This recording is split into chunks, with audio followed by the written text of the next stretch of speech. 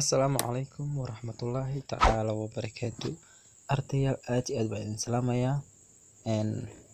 Maanta waxaan idin soo diyaariyey anigoo ah Macalin Xuseen. Waxaan idin soo diyaariyey khudbad ka hadlaysa taqwada Alle.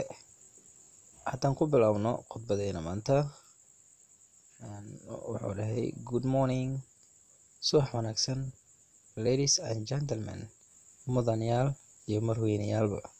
I am delightful, waxaan aad ugu faraxsanahay to stand, inaan soo istaago a cock of your hortiina and receive from me, inaadna iga gadoontaan an enjoyable greeting, silaan aad u farxad badan, eatable oo la cuni karo, takeable oo nala qaadan karo, which kaasoo I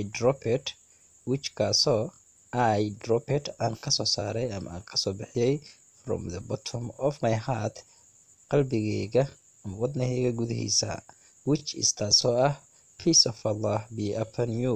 Assalaamu calaykum, peace of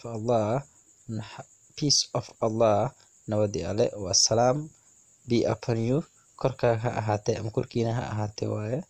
It is not my first time, ma ahan waqtigayga igu horeysay to appear on, inaan kasoo muuqdo on this stage, goobtaani, and today, maantana, I am eager, waxaan u kululahay to focus on, inaan diiradda saaro faith.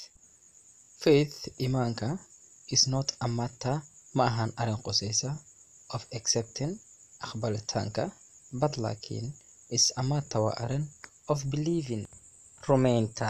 So sida daraadeeda, let us remember, aan xasuusano the pity, taqwada of Allah, Ilaahay, and seek, aan weydiisano forgiveness, cafis, to him asiga, insha Allah, hadduu Ilaahay